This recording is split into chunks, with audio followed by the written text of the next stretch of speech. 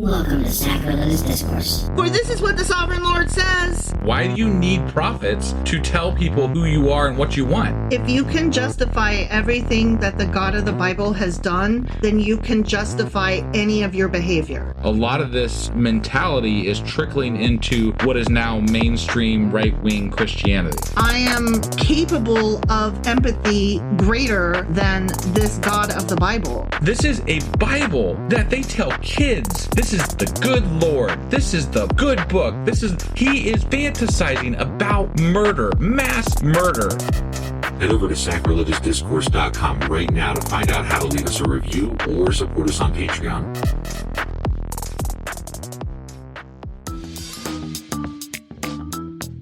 Hey there, sinners and saints. It's your favorite Bible-bashing duo from Sacrilegious Discourse, and we need your help. That's right, folks. We're raising funds for some heavenly equipment and a studio that doesn't sound like it's in the depths of hell. Our current setup, let's just say it's more apocalypse than audiophile. So if you want to hear us dissect the Bible without the background noise of demonic squirrels, chip in a few bucks. We're aiming for $5,000 to upgrade our audio and build a studio worthy of blasphemous banter. Donate today and help us spread the good word of atheism. You can find a link right on our homepage, sacrilegiousdiscourse.com. Every dollar counts. Even if it's from your collection plate.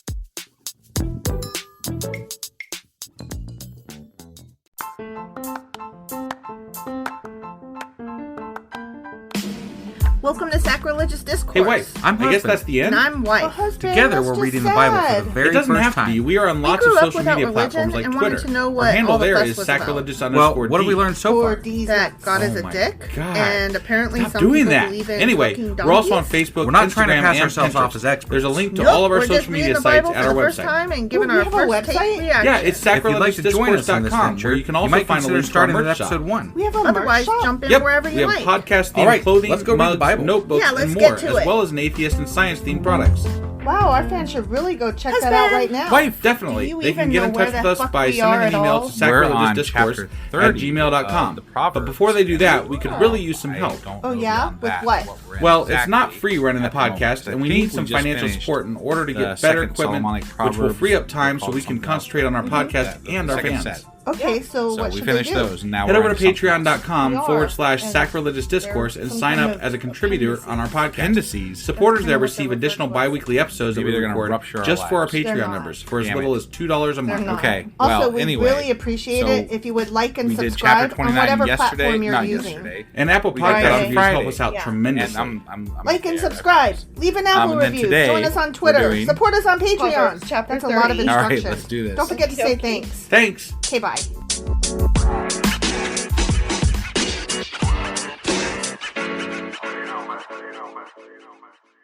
Okay, so we are hopping into Proverbs chapter 30. Yes, we are. Here's just a couple notes. Okay, just a couple though. Just a couple. Okay. So the book of Proverbs is a collection of collections. No. We are, yes, and we are in the final collection, which is just like Yay! two chapters, chapters 30 and 31. And then we're done? And then we're done with Proverbs. Holy, what? That snuck up on me. I know. Shit, I I didn't know. realize that. Yep. I thought maybe there was a few more. We Nope. aren't even going to finish out the fucking week. I know. God damn. Yep.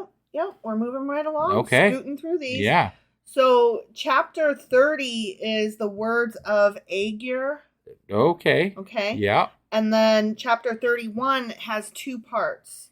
And the first parts are the words of Lemuel. And then the second half of chapter 31 is admonitions to a king. I see. Okay. Okay. Or, I'm sorry, I said that wrong. Okay. Chapter 31 is the words of Lemuel / admonitions to a king. And the second half is praise of a good woman / the description of the ideal woman. Oh, I'm not. Yeah. This is good. I'm That's interested. tomorrow. I'm very interested.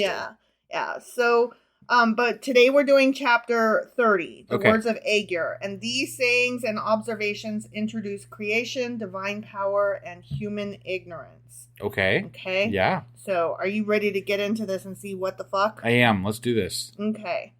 The sayings of Agur, son of Jakah. Yeah, sure. Okay. An inspired utterance. An inspired. Oh, wow. Yeah. I like that actually. Right? I'm just gonna tell people like that was an inspired utterance. Yeah. Oh my God.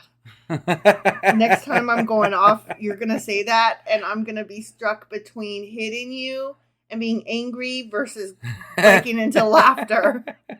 Yeah. This man's utterance to Ithiel. I'm weary, God, but I can prevail. Surely I am only a brute, not a man. I do not have human understanding. I have not learned wisdom, nor have I attained to the knowledge of the Holy One. Who has gone up to heaven and come down? Whose hands have gathered up the wind? Who has wrapped up the waters in a cloak? Who has established all the ends of the earth? What is his name? And what is the name of his son? Surely you know. Every word of God is flawless. He is a shield to those who take refuge in him. Now there's the refuge. Refuge. Man, we've been waiting a while for that one. I know, it almost snuck by me. Yeah. I'm glad I had you here to point it out. Right. Do not add to his words, or he will rebuke you and prove you a liar. Ooh, I like that line, actually, because a lot of people like to add to his words. Jesus, that's like an entire industry. That's the apology. Like, wow. Do not add it's to his specifically in the Bible words. that apologists are fucked. Yeah. So, at least according to their God. Two things I ask of you, Lord. Do not refuse me before I die. Keep falsehood and lies far from me. Give me neither poverty nor riches, but give me only my daily bread. Okay? So he can forgive the trespasses of those who... Yeah, okay. Lord's Prayer, right? Otherwise, I may have too much and disown you and say, who's the Lord? I think that's a pretty weak faith if you have too much and that's what's going to cause... You're going to disown God because you have too much? I hate it when I have too much. Yeah, I feel like if I had too much, I'd be extra thankful and want to give back. That's how I feel I would treat that situation. Or I may become poor and steal, and so dishonor the name of my God. So you have to be the Goldilocks bear, and you get your porridge just right, or else you're going to go against God. That sounds pretty, it's a tenuous situation. I'm asking for just right. I'm asking for the middle-sized chair. Otherwise, I may not be able to worship you. I'm gonna disown I don't know. you. Yeah. What? That's kind of shitty. All right. So thus ends the words of Agur. Okay, that was verses 1 through 9. Now we're getting through. The rest of the chapter is epigrams and aphorisms. Okay, verses 10 through 33. Okay. Ready? We know what those are?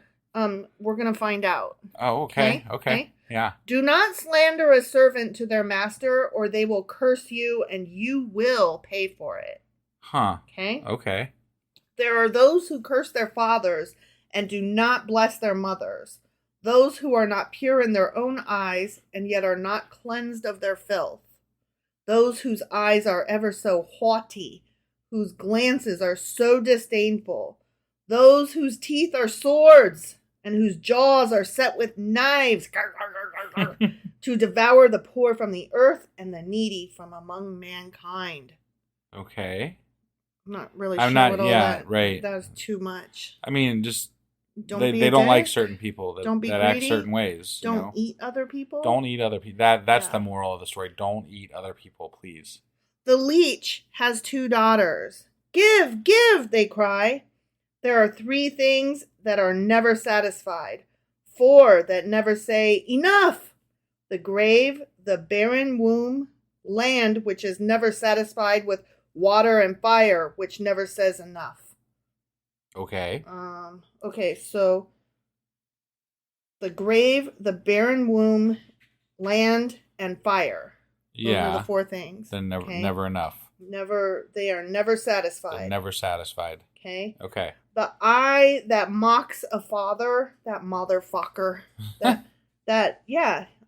Father mocker. Father mocker? Yeah.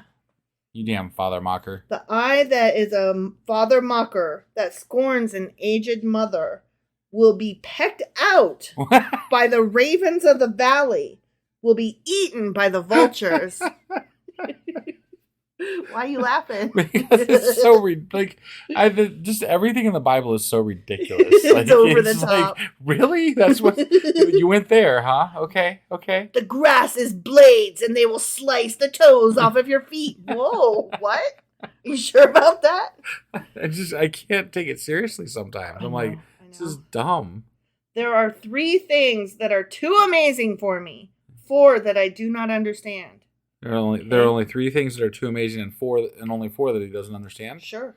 Okay. Yeah. The way of an eagle in the sky, the way of a snake on a rock, the way of a ship on the high seas, and the way of a man with a young woman. I could tell you a thing or 2. Wait. What? I thought there were 7 things altogether. No. Okay. There's 3 things that are too... Okay, so there's 4 things that he doesn't understand, 3 of which are too amazing. Okay? Oh. Yeah, that's... Okay. That's the way that's supposed to read. It Got doesn't, but according to the notes I read, that's the way it's supposed to read. Okay. Yeah. And I'm assuming the being with the woman is the one that he doesn't... that isn't amazing? I don't know which is which. I'm kind of curious about that. Which one he thinks is not amazing? I don't know. Because that was the only, weird... it was the only outlier there. Right. Really. Right. The other ones were kind of cool things you see happening, Glaciers and then that one... melting. That one's I haven't had a woman yet, so It sounds it sounds kind of like an incel. It does, right? Yeah. This is the way of an adulterous woman. Ready? I'm sure. This honey-lipped bitch. Right? No, I thought you... When you said honey-lipped, I was like, are you reading from... No, and then you said bitch, and I was like, no. No, that's not from the Bible. Okay? She eats and wipes her mouth and says, I've done nothing wrong. Okay. What's wrong with eating and wiping your mouth? I'm sure that they are referring to when she ate the apple. Oh. And was what? Okay. I didn't do anything. What? I see. And plus she's a vixen, so now they're also talking about how, she goes in and fucks a bunch of guys and is like, what? I didn't do anything. I got it. Yeah. I really hate how women are portrayed in the Bible. They're both vixens who every bit of sex is all on them. A, as though that's disgusting, and then B, they are denied even the right to enjoy what sex they might. Right. It's okay if they would enjoy sex. Sure. So not only are they ooh, you're disgusting because you have all that sex, so all sex is your fault. And then on top of that, and moreover, you better not enjoy sex. Right. It's double duty whammy. Yeah.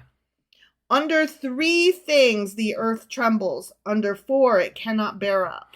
Okay. So don't forget the way this math works. They really like this 3 and 4 thing. Mm-hmm. Yeah. But it's not 3 plus 4. It's 3 of 4. 3 of 4, yeah. Okay. Kind of 7 of 9. 7 of 9. Yeah. Yeah, exactly. You saw where I was going with that. A servant who becomes king. A godless fool who gets plenty to eat. A contemptible woman who gets married. And a servant who displaces her mistress. Oh, so okay. 3 of those, the earth trembles, and all 4 of them, the earth can't bear it up. I see, okay? But only 3 of them, the earth trembles, though. Yeah. They're not going to define it for us. I'm not going to tell you which is which. That's for you to know and not know, and me to never find out. This is a really weird bunch of texts here. Mm-hmm. Mm-hmm. So, there's a question about why these are placed here, and some say that because of the way they're written, they should have been tacked onto Psalms instead, or some other writing, maybe. Yeah, or maybe you just left them out. I mean, they're very kind of weird. Dumb. Yeah, these 2 chapters, everybody's like, I don't know about all that. Right, yeah. 4 things on earth are small, yet they are extremely wise. Okay, yeah. Ants are creatures of little strength, yet they store up their food in the summer. Hyraxes are creatures of little power, yet they make their home in the crags. Those are rabbits, I think. Like the jackrabbit type things? Sure. Pretty sure. Maybe I could be wrong. I have no idea. Okay. You're a Hyrax. Yeah. Locusts have no king, yet they advance together in ranks. And a lizard can be caught with the hand, yet is found in kings' palaces. Okay. Sure. And what is this? What water, when frozen, turns to ice, and then melts again back into water in the heat. Yeah. Right? I mean, these are really... They're so random. Yeah. There are 3 things that are stately in their stride. Oh, I hate this chapter. Like, they're weird analogy type things that I'm like, I don't get it. Yeah. Okay, there 3 are things that are stately in their stride. 3 things that are stately in their stride. Yeah. 4 that move with stately bearing. Okay. A lion, mighty among beasts, who retreats before nothing. Uh-huh. A strutting rooster. A he-goat. And a king secure against revolt. Okay? Okay. If you play the fool and exalt yourself, or if you plan evil, clap your hand over your mouth.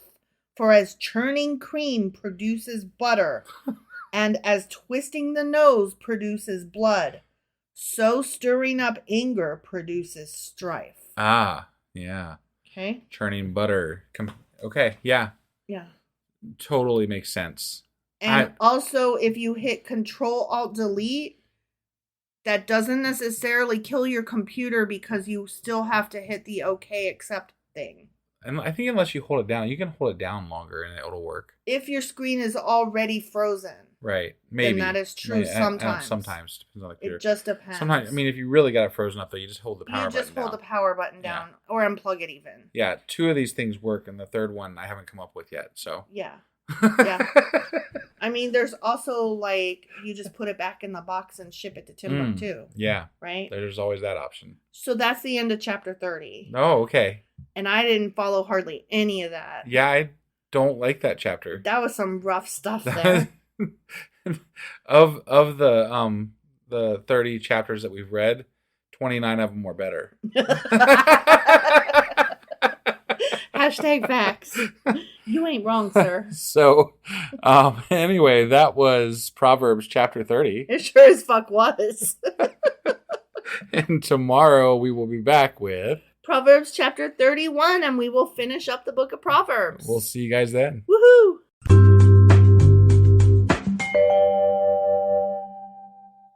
Husband! Wife! Do you know what we're doing today? We are finishing up Proverbs, I believe. Sure as fuck are. Yeah, that's absolutely cool and Another book amazing under our belt. and wonderful, and I'm so happy. Mm-hmm. Yeah, that's another book. Yeah. We're getting along, moving right through. We are. Yeah.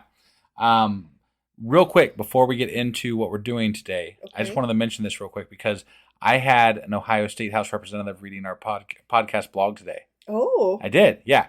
I know this because I added all of like the Ohio GOP on our newest blog post that I put up, which is about HB 240, and it's an Ohio bill where they're going to allow chaplains to be hired in public schools, which is fucking bullshit. And so then right after you blasted that out on Twitter, X. I saw someone hopped on our website from Hamilton, Ohio. And Hamilton, Ohio is whoever the representative is in Hamilton, Ohio. Hi. Thanks for reading our blog. Yeah.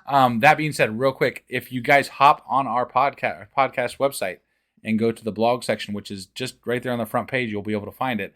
I have that post up there. I would really appreciate everybody sharing that and blasting the fuck out of the Ohio GOP because fuck them for this. Yeah. So, yeah, and they just did this in Texas too. This is one of those copy paste bills, and it's bullcrap. It honestly is. I couldn't even imagine having pastors or chaplains in my school. Yeah, it's crap. That's such garbage. Right. Anyway, sorry to get off on a political rant there.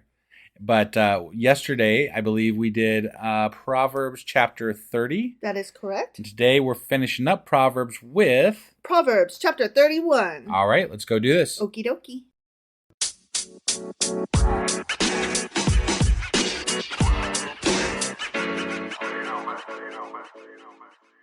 All right, so before we hop into Proverbs chapter 31. Actually, before you hop into your description, I realized I have one more quick announcement to make. Oh my God. I know. So tomorrow, if you're listening to this the day it comes out, which is Tuesday, in the morning before 10 p.m. Eastern, that means that tonight you should hop on our Discord channel, which there's a link in the show notes, to join us for our live show tonight, which will be I think the wrap up. Yeah. So Yeah. join us tonight on Discord and be there live at 10 p.m. Eastern on our Discord channel. Link is in the show notes. Yes. Okay, sorry. Now go. Now go. Okay. I'm glad I have your permission. Yeah, no, to I'm proceed. sorry. I know I had a lot of announcements today, and I did it all in a really weird order, so I apologize. You kind of did it scattered I with no notes. threw you all off. You did. I did. You did. And you should probably make notes next time. I should, Yeah. but I don't. Yeah, you barely got me off the computer with what I was doing before we started this. So I know. It's 11:30 at night that we're recording this, and I got to get up at 6 a.m. So and it's mostly my fuck you. fault. Yeah, sorry. Yeah. All right. Well, I've kept you up before, so it's fine. Yeah. Anyways, here we go.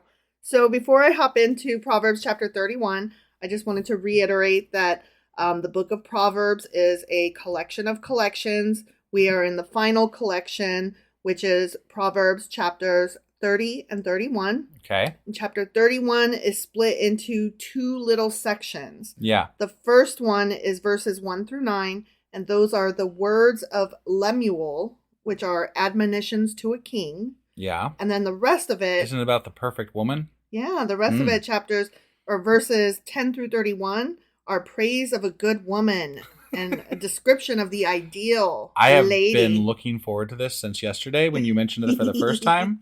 I'm very excited about this. Oh, I bet you are. I am. I can't wait to see what they have to say. Yep. Oh, shit. Oh, shit? Yeah, I had accidentally gone into the next chapter. Oh. And it was Ecclesiastes chapter 1. And I was like, wait, that's not where we are. That is not where we No, are. Stupid No. thumb clicked the wrong thing. All right, here we go. right. Admonitions to a king. Yeah. The sayings of King Lemuel, an inspired utterance his mother taught him. They love that line. Did you get a chance to say that to anybody I today? did not. What I an did not. inspired utterance. I was looking for a reason to use it, but I couldn't find one. So it has to be the right situation. You It know? does. It Yeah. does. Well, I'll be checking back on that Yeah. to see if you've used it anywhere. For sure. Yeah. Listen, my son. Listen, son of my womb. Listen, my son, the answer to my prayers. Do not spend your strength on women, your vigor on those who ruin kings. Jesus. Yeah, women Wow. suck, huh? Women have a lot of power, apparently. Mm-hmm. That's what I'm gathering from Yeah, that. they are so strong. They can ruin kings. Mm-hmm. It is not for kings, Lemuel. It is not for kings to drink wine, not for rulers to crave beer, lest they drink and forget what has been decreed, and deprive all the oppressed of their rights. Let beer be for those who are perishing, wine for those who are in anguish. So we don't like alcohol in this chapter. Right. Okay. Yeah. All right. I just Bad want to make alcohol. sure. Yeah. I mean, look, we've talked about this before. Like, there's different levels of, how alcohol is bad or whatever. Yeah. But I don't. Everything in moderation, including moderation and alcohol. Yeah. Right. So just Yeah. It's not bad. It's not inherently bad. Right. It can cause bad things sometimes. Sure. So Sure. Yeah. I'm the last person to encourage people to go out and get drunk when I come from a family of alcoholics and alcoholism. And yeah. So Sure. just mind your business, people. Yeah. Right. Let them drink and forget their poverty and remember their misery no more. Speak up for those who cannot speak up for themselves, for the rights of all who are destitute. I like this. This is good. And I appreciate that they're saying that the ruler should be clear-minded with regard. Like, I think that's the more important message Don't with the get alcohol. distracted by fucking and partying and just. So I can appreciate keep in that. I mind- just don't like the black and white admonition of it's the alcohol. women who will bring you downfall. Like, hold on a second. Right. Yeah. Speak up and judge fairly. Defend the rights of the poor and needy. Okay. Okay. All right. Yeah, I'm down with that. All right.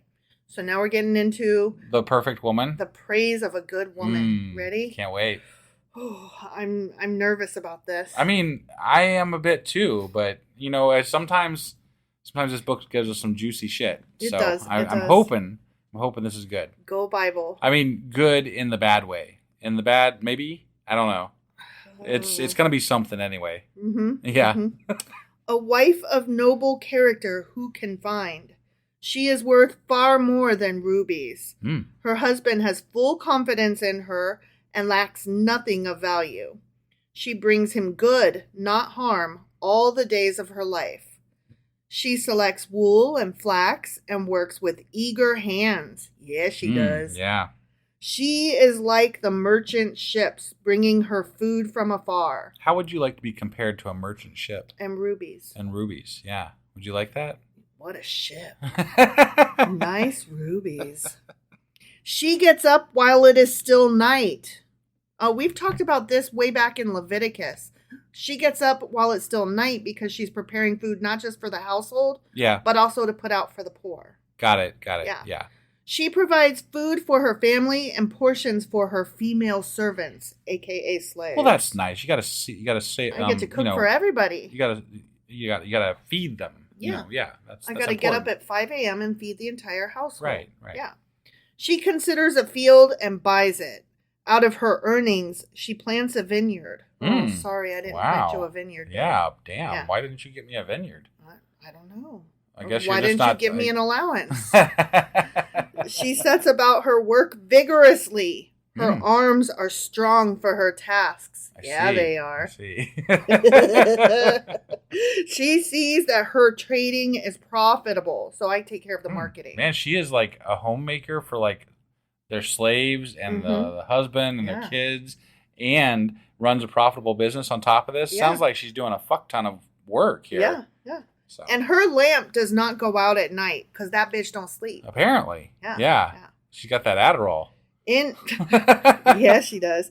In her hand, she holds the distaff and grasps the spindle with her fingers. She's always sewing stuff up. Yeah, on top of the busy. vineyard and the cooking. That's why she's got so many servants and slaves. I guess. But it sounds like she's doing all the fucking stuff. Right. Well, she's responsible for seeing that it gets done. Okay. So when it gets done, we get to say credit. She did it. I see. Yeah. Okay. So she might buy the vineyard, but her ass ain't out there working in it. Well, they said her arms are strong from working. Yeah. So. Yeah. I mean, I'm not saying that she doesn't put in the work. I'm just saying she has help. Got it. She opens her arms to the poor and extends her hands to the needy, which I like. Sure. That's fine. Yeah. When it snows, she has no fear for her household, for all of them are clothed in scarlet. Because she was sewing. But why are they clothed in scarlet? Because scarlet's a good color? I don't know. I mean, so you can see the kids better when they run away from you because you're beating them so bad. Okay. And also maybe because she's a whore, because I know in the New England times, right? The Scarlet Letter, they wore that big old bright letter A, right. Or maybe because your husband is beating you, and that way it covers up the blood that is running down your. Yeah. Okay, that's why they wear scarlet. So that's a possibility too. You can find them in the snow better, right? Yeah. She makes coverings for her bed. She is clothed in fine linen and purple, which is also good for hiding the bruises. Yeah. So everybody else gets to wear scarlet. She wears blue and purple. Got it. Yeah. Her husband is respected at the city gate, where he takes his seat among the elders of the land. She makes linen garments and sells them, and supplies the merchants with sashes. So this bitch always busy. Yeah. This is why white Christian ladies always get into those side hustles where they sell leggings or candles or Avon. I don't know. It sounds more than that to me. Like it sounds like. No, I'm talking about modern day. Yeah, no, I get that, but I mean, what I'm saying is that I feel like she's actually doing almost all the work and holding the house together. Yeah. While the old fuck that's in charge, the guy, the man. Yeah. He's going and sitting in some room smoking a cigar and saying, "I'm in charge," and my wife's taking she cooks some good food. He does go to his job every day. What? Nothing. That's all. That's all he's expected to contribute to the household is that money that he brings. He brings home the bacon. Yeah. But then when he gets in that door, she better bring him a beer and dinner. Well, I mean, she's doing a lot more than just that, but yeah, and all the everything. Right. Yeah. She keeps the toilet clean and scoops the litter box. Yeah. Yeah. She is clothed with strength and dignity. She can laugh at the days to come. She speaks with wisdom, and faithful instruction is on her tongue. Yeah, I could never. You had me at the work, but then when you talk about always being in a good mood and also smart on top of it. Yeah. Yeah. You're asking a lot here. This bitch, she's everything. Apparently. Yeah. She watches over the affairs of her household and does not eat the bread of idleness. Oh, so she does not take an afternoon nap. No, apparently not. No. Her children arise and call her blessed. Her husband also, and he praises her. That's nice of him. It is. It is. Many women, he says, do noble things, but you surpass them all. I see. So he better appreciate her. I guess, This isn't just she does all the work. This is also he has to appreciate her and tell her so. Right. Yeah. Charm is deceptive and beauty is fleeting, but a woman who fears the Lord is to be praised. Honor her for all that her hands have done, and let her works bring her praise at the city gate. Is it fearing the Lord or fearing your husband? Is there a difference? I'm just curious. Like, it sounds a little... I mean, we know God is not something that was actually in their life. Right. So it's got to be fear of the husband that would drive you to do that much for whatever. It's got to be fear. Yeah. Of something. Fear of but something. Not God. Because fear is love. Yeah, now I'm getting it. It's more of a way to accept how men treated their children and their wives and their slaves. That's what the fear thing is all about. Yeah. So. Yeah. All right. Well, that was Proverbs. That was Proverbs, guys. We're done with Proverbs. We're done with Proverbs. So that means that tomorrow we're going to be back with the wrap up, and then probably the next day we're going to be doing Contradictions, or what I like to call "You're Always Wrong." Right. Yeah. And then I know on Friday we don't exactly have something, but I think we're going to finish up. This week I'm going to finish getting up the rest of our standalone Exodus podcast up on the standalone podcast, and then I think we're going to do a special Contradictions episode for Exodus. So you get to be wrong twice this week. I get to be wrong twice this week. Yeah. You know why? Because I'm always wrong. You're always wrong. Yeah, twice this week. That's the one. That's the one. All right, so just be on the lookout for all that. And if you aren't subscribed to our Exodus podcast, that's where that episode will release. We will release a placeholder here with links to it, but we are not releasing the full episode on our main feed. So just if you have a chance to click into our new podcast, which is the Exodus podcast. Yeah. And you can get there right on our webpage. It's sacrilegiousdiscourse.com. Just as a reminder, every time we finish a book, we're hoping it will eventually have its own separate standalone feed so that it will never disappear into the never land of too many podcast episodes. Right. And thus far I have Genesis and almost Exodus. So yeah. I'm getting there. You are. Slowly You're but surely. getting there. I mean, it's not our main project. It's our side project. Right. But they'll be standalone limited series. Yeah, definitely. All right. Thanks, everybody. We will see you tomorrow. Yep. Bye. Bye.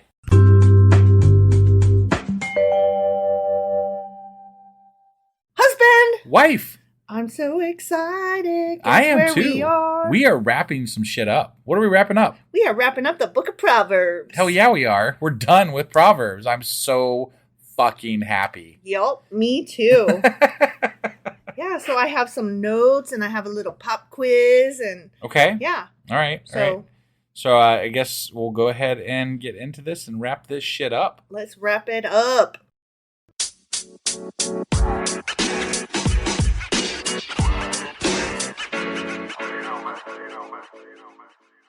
Okay, so we are hopping back into our wrap up of the book of Proverbs. We hopped right in there. We did. We hopped. We did. Literally, we hopped.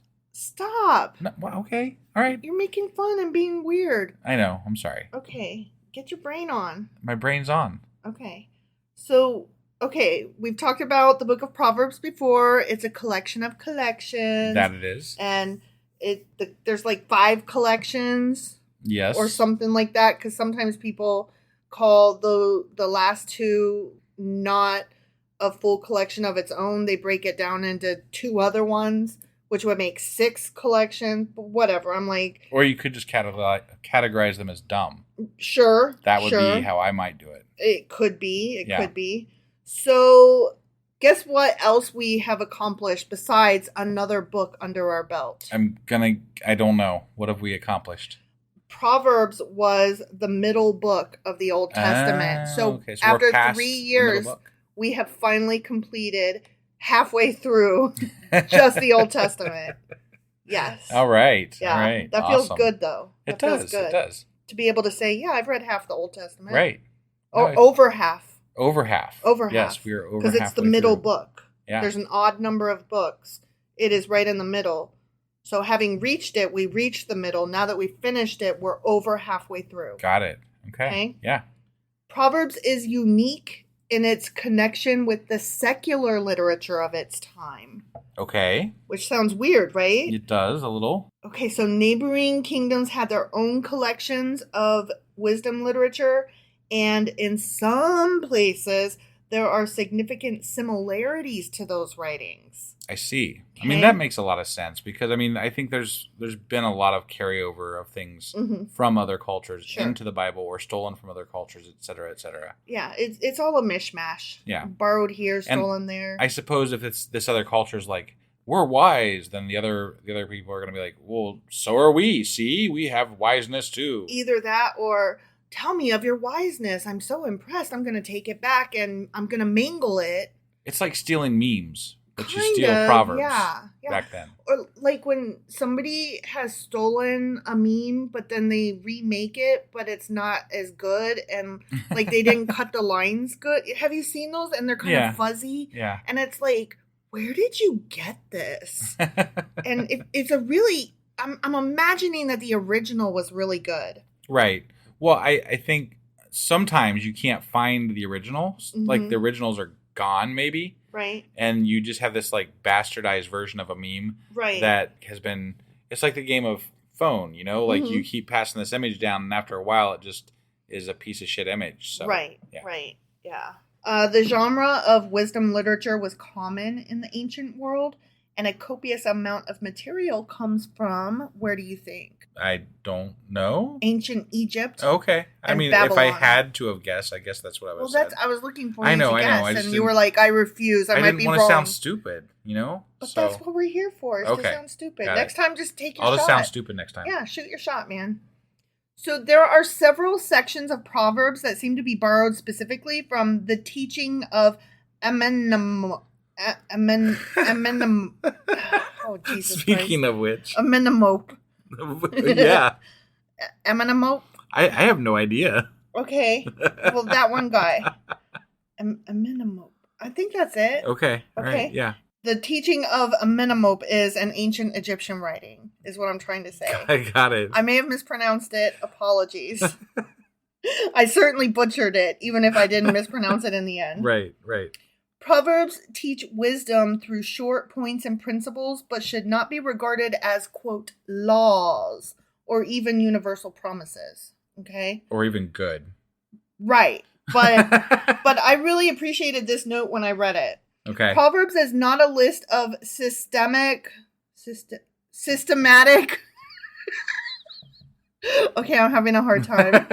So It's because you were giving me a hard time. I know. earlier, yeah. This is the price I pay. Right. Proverbs is not a list of systematic theologies. Okay. The book lays out pointed observations meant to be memorized and pondered, not always intended to be applied across the board to every situation without qualification. I can appreciate. I appreciate that because Me too. I mean, as you read it, if you take it for this is the like.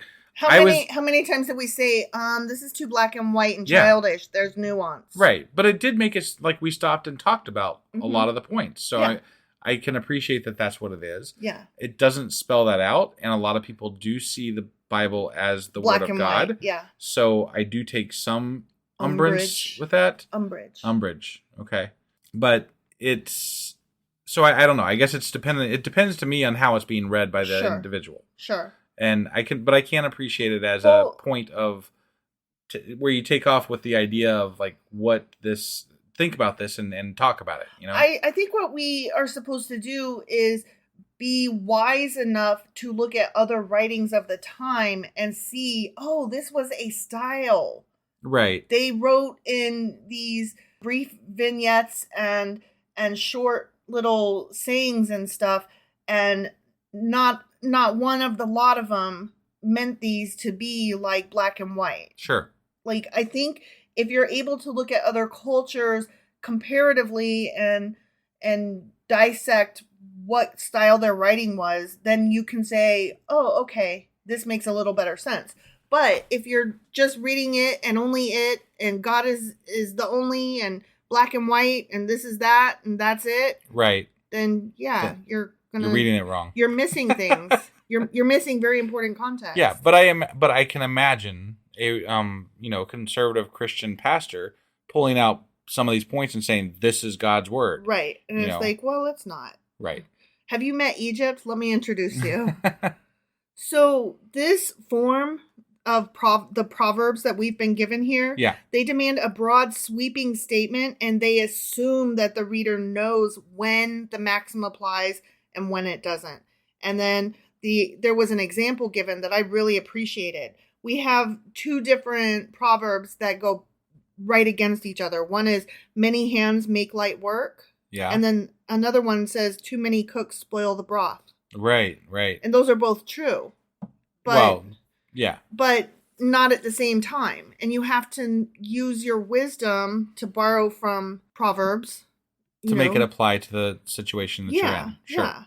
Yeah. So and I can appreciate it if it's being taught that way. Sure. Right. Like if because there were some, like many of the things that are said in there we somewhat agreed with. Mm-hmm.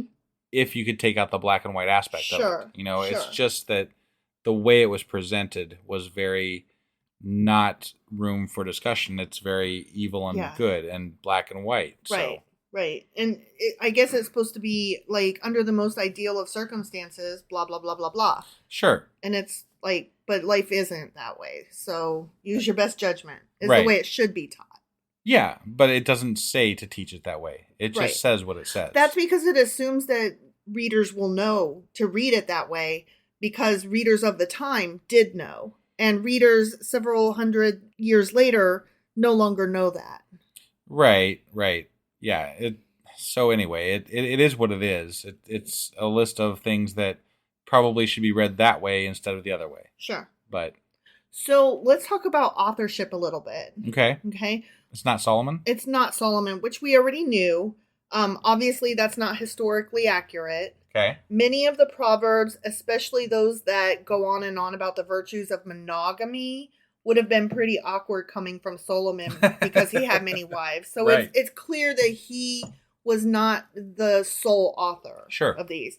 Now, he may have been the author of some of the Proverbs, and he may have gathered them. I was going to say, I heard, as we were going through it, I think you mentioned a couple of times that maybe he was more of the gatherer of them instead of the writer of them. Yeah, a lot of them, it's just assumed that they originated from other sources. Sure. Within the book itself, there are collections, which we know, some of which are attributed to men who were not Hebrews. Huh. Yeah. This next bit is so interesting to me. Overall, the wisdom, quote unquote, contained in the book of Proverbs can be said to have been drawn from a wide range of experiences, including those of both Jews and non-Jews. Okay. Because the names Agur and Lemuel have Arabic rather than Jewish background in those names. Interesting. The inclusion of their proverbs specifically in the final collection indicates a recognition on the part of the editors that genuine wisdom can be obtained through non-Hebrew sources. Huh. I mean, for the Bible, that's very forward thinking. Right? For the Bible. I just found that so interesting. And, you're acknowledging that just somebody ain't right with Yahweh, that maybe they still have something smart to say now and again. Yeah, it's amazing. Yeah. They didn't kill them. They took their words and put them in the Bible. Yeah. That's pretty cool. They probably did kill him. They probably did kill him, but it's not possible. before they took their wisdom. Right. Yeah. Yeah. So now we get to the pop quiz. Are you ready for this? Not in any way whatsoever. Like, I don't know what I'm going to be able to recall. Okay, number one. Okay, ready? Yeah, I'm ready. The fear of the Lord is the beginning of knowledge, but fools despise what? Is this multiple choice? It or- is. It is. Okay. Okay, so we've got knowledge and wisdom, wisdom and instruction, discipline and judgment, or instruction and judgment. I'm going to go with the first one, knowledge and wisdom. Sounds like something that was said in Proverbs there. Okay, we'll get back to it. Okay. And I'll let you know how you did. Got it. Okay? Yeah. Go to the blank, thou sluggard. Consider her ways and be wise.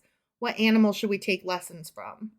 Is this multiple choice as well? Mhm. Okay. The ant, sheep, spider, or horse? Oh, I feel like the ant got some play in that in the That's- Proverbs at some point. That's what I think. So I'm going to go with the ant. That's what I would have guessed. Yeah. Okay. Number 3. Which wise man wrote the majority of Proverbs? I mean, we just covered this. Mhm. So, but I am going to say Solomon because essentially that's what over they're half of angling them. at, I think. Yeah. The other choices are Moses, David, or Abraham. Oh, yeah. No, none of those. Right. Yep. Number 4. The legs of the lame hanging limp are the equivalent of what in the mouth of fools? I don't know. Secrets, parables, messages, Proverbs. or gossip. Oh. I'm going to go with one of the options is not Proverbs. No. You said, Secret, yeah. parable, message, or gossip. Read the question one more time. The legs of the The legs of the lame hanging limp are the equivalent of what in the mouth of fools? Okay. I'm going to go with parables, Okay. I think. I could be wrong, but I would think have that's said correct. gossip. Okay. I'm still going to go with parables. Okay. We'll see. Okay. It's just one parable, not parables. Parable. Sorry. One secret, one parable, one message, or Got one it. gossip. Yeah, parable. Okay. Parable. Number 5. 5. A soft answer turneth away what? This is multiple Wrath, choice? Okay. the devil, the foolish, or the righteous? No, not the devil. What's the first one? Wrath. I'm going to go with wrath. I would have either gone with that one or the righteous. Soft words won't turn away the righteous. Oh, you're right. Yeah. Okay, So you're wrath, right. yeah. Wrath. Okay, number 6. Everyone that is proud in heart is what to the Lord? A delight, a servant, a son, or an abomination? Everyone who is, say that one more time. Everyone who is proud in heart Oh, okay. is a delight, a servant, a son, or an abomination? Abomination. Okay, That's what I think. you're probably right. Because he doesn't like proudness, remember? Yeah, he doesn't You like don't like that that pride. proud people Get rid of things. that pride. Remember we were talking about how it's okay to be proud? Yeah, So, you're right. You're right. Yeah. Number 7. Which one of these is an abomination to the Lord? A lazy man, a false balance, a foolish mouth, or an unfaithful servant? Oh. Huh. Right? Can you choose multiple answers? No. I guess I'll go with the lazy person because they said the sluggard all the time. Yeah, that's what I So- would guess. I don't know. Right. That's what I would guess. Number 8. A wholesome or healing tongue is described as what? A tree of life, a medicine, life of the flesh, or an excellent spirit? I don't even have a guess on this one. But read those answers again for me. A wholesome or healing tongue is a tree of life, a medicine, life of the flesh, or an excellent spirit. I'm going to go with excellent spirit, I guess. I don't really know the answer to that one. I Yeah, think I that don't might have know. been worded differently in our version. Could be. So Could be. I just don't recall that. Number 9. Hate stirs up strife, but what does love cover?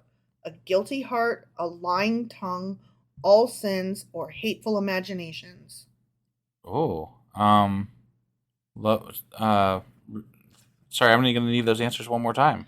Hate stirs up strife, but love covers a guilty heart, a lying tongue, all sins, or hateful imaginations. I'm going to go with all sins. Okay. I don't know the answer to that one either. I probably would have said either that or I don't know. I feel like I'm wrong on that. But I know. like, these why are would hard. that? Why would that cover all sins? I But don't know. These are hard. yeah. Okay, number 10. What metal is the tongue of the just So, likened to?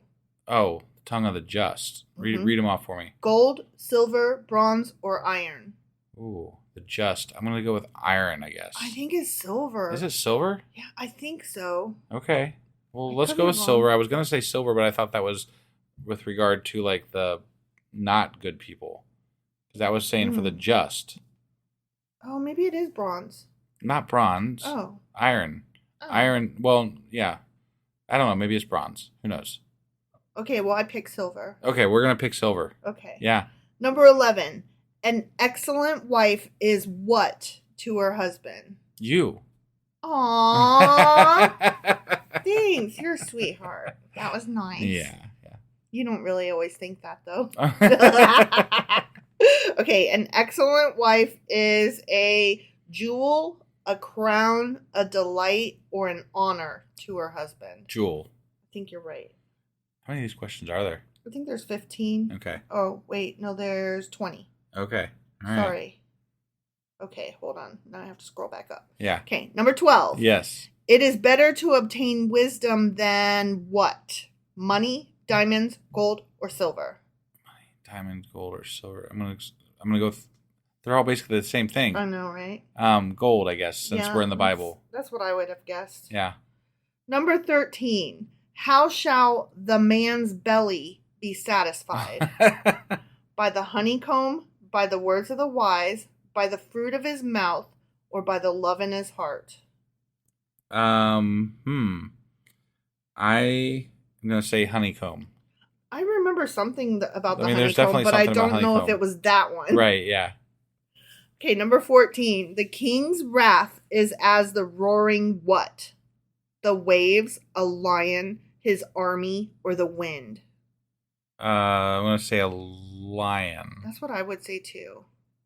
The king's wrath, the roaring lion. Yeah. Okay, number 15. Uh-huh. Bread gained by deceit is sweet to a man, but what shall his mouth be filled with afterwards? I think I'm gonna know this one, but read off the answers for me. Gravel, sand, locusts, or bitter herbs? It's one of the first two. I think I'm gonna say gravel.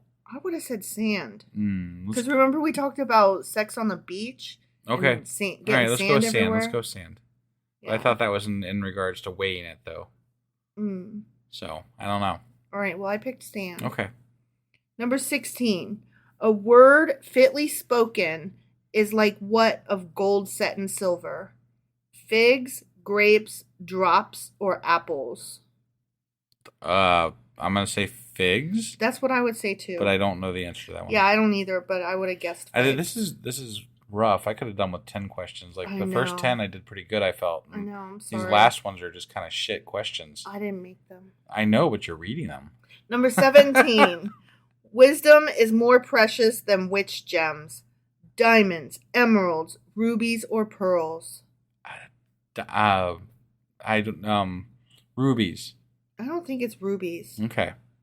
Do you want rubies? Let's go with rubies. I don't think it's rubies. All right. I think it's diamonds. just I don't for the think it's record. diamonds. Okay. Number 18.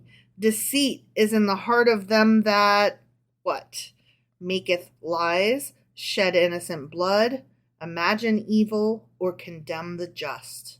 I'm going to say the first one. Maketh lies. Yeah. Because that's what deceit is. Right. Right? Yeah. Okay. Number 19. Which king contributes words of wisdom in Proverbs chapter 31? Wait. Chapter 31. The last one. The one we just read. Oh, shit. Read them off. Samuel, Saul, David, Lemuel. Lemuel. Yeah. Like, I knew that anyway, but they really put it to where it's the only one it could be. Right. Like, Yeah, the rest of them yeah. that's so stupid. Right. They should have put Agur in there.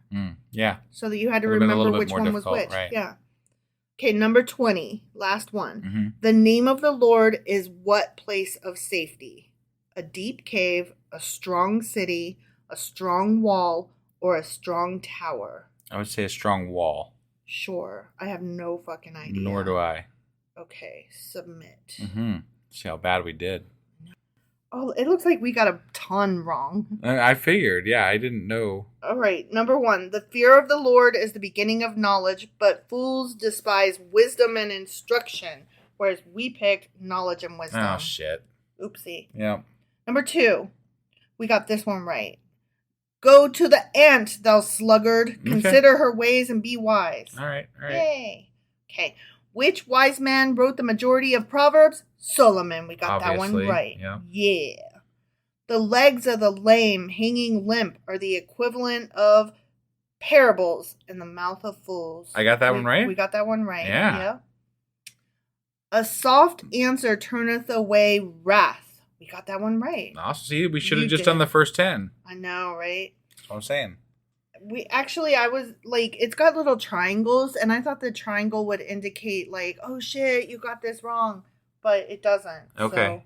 So, it looks like actually we got a lot right. Oh, okay. So yay. Yeah. Okay. So everyone that is proud in heart is what to the Lord? An abomination. We got it right. Awesome. Oh, but we got this next one wrong. Okay. Which of these is an abomination to the Lord? It's a false balance, but we picked a lazy man. Okay. Well, whatever. Right. Whatever. I mean, I don't have great balance. I don't either. You don't have great balance. I fucking fall all the time. We got this one wrong too. A wholesome healing tongue is described as what? Should be a tree of life, but you picked an excellent spirit. I did, because I didn't know the answer. Yeah, I know. So. That's okay. I got it wrong too. Right. Hate stirs up strife, but what does love cover? We picked all sins, and it's That's right. correct? All yeah. right. Okay. Yeah. Oh, we got this one right too. Sweet. What metal is the tongue of the just likened to? It's silver. Oh, okay. See? I would have picked the wrong one if it was me alone. Yeah. Oh, we got this one wrong, and it makes me sad. An excellent wife is a crown to her husband, not a jewel. Got it. God damn it. Yeah. Okay, but we got this one right. Okay. It is better to obtain wisdom than gold. Okay. See? Yep. I picked that one. Right. We got that one. I thought we both kind of picked that one. No. Wait, what were the other options? Wasn't one of them money, okay, diamonds. yeah, okay. Oh no, you know what? I think I had picked I was going to diamonds. say, I was like, that was you. Yeah. You got that one. Right. Sorry. All right. How shall the man's belly be satisfied? We picked honeycomb, but the answer was by the fruit of his mouth. I almost said that because I kind of remember that being in there, Like but fruit I of the loom? didn't know. Yeah, right. Oopsie. Well, somebody talked about honeycomb somewhere. They did, definitely. Because they talked about honeycomb. You talked about honeycomb. Yeah. So that's good how stuff. I know. Yeah. Honeycomb's good. Yep. The king's wrath is as the roaring of a lion. We got that one right. All right. Okay. Mm-hmm.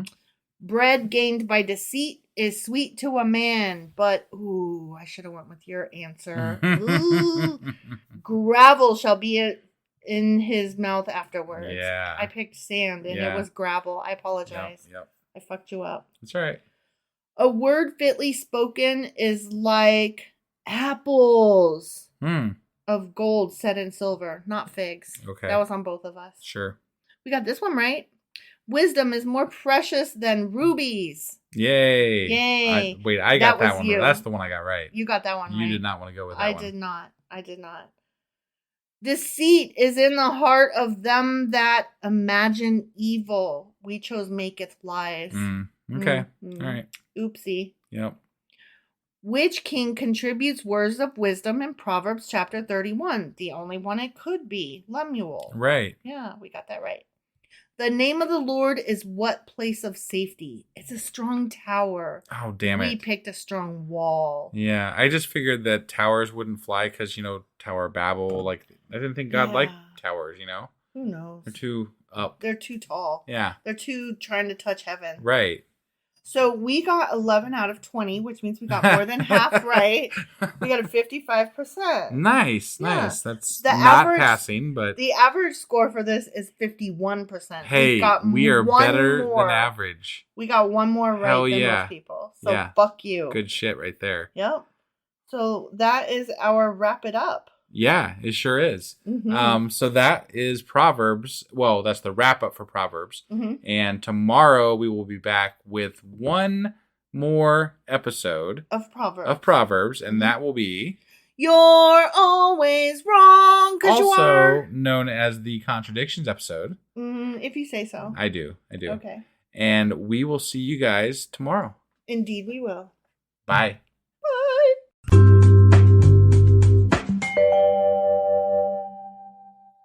Husband! Wife! How you feeling? I am tired as fuck right now. Why?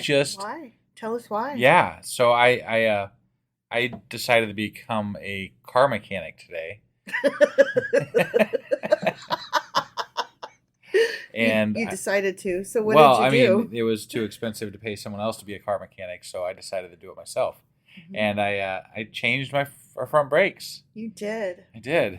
And it took me all fucking day. It did. Like all fucking day. I'm so sorry. Ooh, man, I am beat. But I keep saying you're so hot. Yeah. Yeah. I mean, sexy as fuck. So anyway, that's what I did today. Mm-hmm. But what are we doing today? I'm really sorry to put you in this position. We're going to play a game. You can't let me have it just today? No. Not after my ordeal with the brakes today? No, because you're always wrong. Oh, fuck. Yeah. All right. Well, you mean contradictions, though. Proverbs Contradictions. Yeah. Okay. That's right. Well, let's go do this. Okie dokie.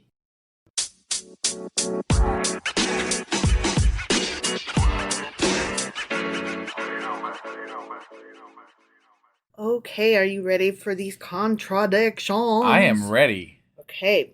Proverbs, we already did the wrap up and everything. Yeah. So we finished this it. This is the last Proverbs episode, everybody. Yep. Just to make sure we say that one last time. But I'm really excited about it because it again means that we're over halfway through the Old Testament. Yeah, and we're done with Proverbs, which and we're done. I'm very excited about. Yeah, me too. All right, question 1. Can God be found? No.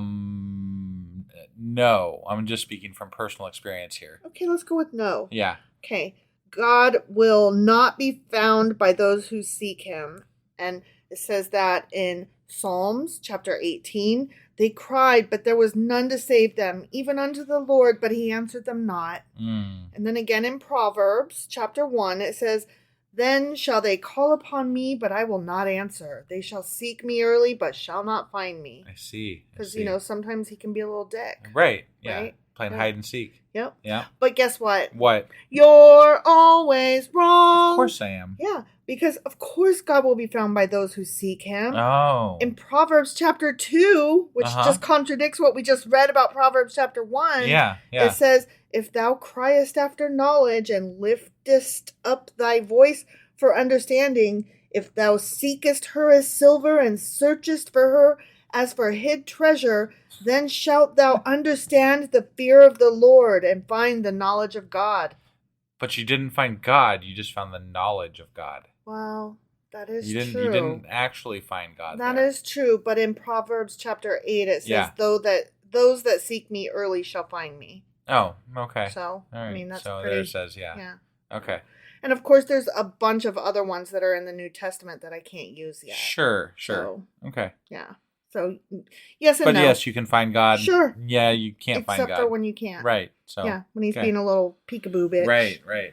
All right, question 2. Should we think for ourselves? Yes, you should. So, in my opinion, again. Yeah.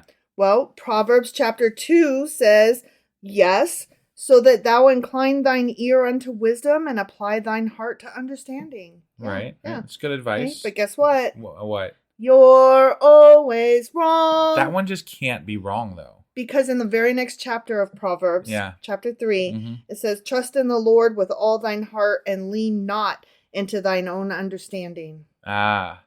Don't do it. Okay. Don't trust yourself. I'm gonna skip that advice. Me too. So. Me too. Yeah. Yep. I'm just gonna go in that specific instance. I'm gonna go with I am right. Or I will continue searching for the answer until I find the right answer. Yeah. I mean, I'm always open to the correct answer. Sure. But I mean, God is not one of those things that has been presented to me. Right. So. I agree. It is what it is. So number 3, is wisdom a good thing? Why don't we ask wisdom? Isn't wisdom a person? Well, this is lowercase w, not capital W. I'm going to go with yes. Again, personal preference here. Sure. Wisdom is a good thing. Plenty of things in the Bible Sure. that back that up. Yeah. We've got several from Proverbs. Chapter 2, so that thou incline thine ear unto wisdom and apply thine heart to understanding. Mm-hmm. And then we've got chapter 3, the wise shall inherit glory. And then chapter 4, wisdom is the principal thing, therefore get wisdom, and with all thy getting, get understanding. Got it. Chapter 10, wise men lay up knowledge, but the mouth of the foolish is near destruction. Oh. Chapter 14, the wisdom of the prudent is to understand his way. Chapter 16, how much better is it to get wisdom than gold? And even sounds like wise is a good thing. Chapter 23, buy the truth and sell it not. Also wisdom and instruction and understanding. Yeah, right, yeah. Good stuff. Okay, but guess what? What? You're always wrong. Damn it. Yeah, because Genesis, way back in the beginning, says, and when the woman saw that the tree was to be desired to make one wise, she took the fruit thereof and did eat. You don't want to eat right. That's not what Eve was supposed to do. She was not supposed to get knowledge. Right. Why? Because knowledge bad, I guess. Yeah. And then in the book of Job, it says, he respecteth not any that are wise of heart. Huh. Mm-hmm. Interesting. Right? Yeah. It's Wisdom weird bad. how they don't make any sense from one place to another. Right? It's almost like the Bible is full of contradictions. Yeah. It really is. Okay, number 4. Has there ever been a righteous person? We've read this one before. Yeah, we have. I'm going to pull this one from personal experience as well. I don't like the non-gray area statements, so I'm going to go with no. There has not. Of course not. Well, even in Job, it says, no, there's never been a righteous person. Chapter 15 says, what is man that he should be clean, and he which is born of a woman that he should be righteous? Right. Like, yeah. You came out of a woman's vagina. Of course you're not clean or righteous. Ugh. Yeah. Okay, but guess what? What? Y'all are always wrong, you and Job. I see. Okay? I see. Because there have indeed been many righteous people. Have there? Okay. All right. Back in Genesis chapter 7, for thee, Noah, have I seen righteous before me. Gotcha. And then in 2 Samuel, therefore the Lord hath recompensed me, as in David, according to my righteousness. So David was righteous. I see. There's instances where I could go against Noah and David being righteous. Sure. I mean, I'm just saying, like there are instances where they were both kind of shitheels. So it's almost like the Bible's always wrong. Yeah, not right. you. Yeah, that's what I'm saying. That's what I'm saying. I argue against this because it's just it's the Bible's fault. It's not my fault. Right. Well, then in Psalm chapter 34, it says the eyes of the Lord are upon the righteous. And in Psalm chapter 146, it says the Lord loveth the righteous. Got it. And then in Proverbs chapter 15, it says the way of the righteous is made plain. And in chapter 23 of Proverbs, it says the father of the righteous shall greatly rejoice. So, yeah, there are righteous people, but not. I always find that asshole usually follows the word righteous in my vocabulary. That righteous asshole. See, when I hear the word righteous, I always think of it followed by the word dude because of the original movie, The Stand, the original miniseries. Okay. He's a righteous dude. Yeah. You know? Yeah. Like, I always think of that song that he sings. Got it. Yeah. But I mean, if I'm referring to someone, I never refer to someone as righteous unless they are a righteous asshole. Yeah. So. Yeah. That's just my personal... self-righteous asshole, right? Is where that usually comes in. Sure. Yeah. I'm trying to think. The only other time I would call somebody righteous is if I'm trying to imitate like 1950s slang, like righteous. Yeah. Right. That could be. Yeah. Okay. Number 5. Is it okay to drink alcohol? Yes. You didn't even wait. I'm just giving personal advice here today. That's all. Sure. Yeah. Well, sometimes God agrees with you. Like in Genesis, God give thee of the dew of heaven and the fatness of the earth and plenty of corn and wine.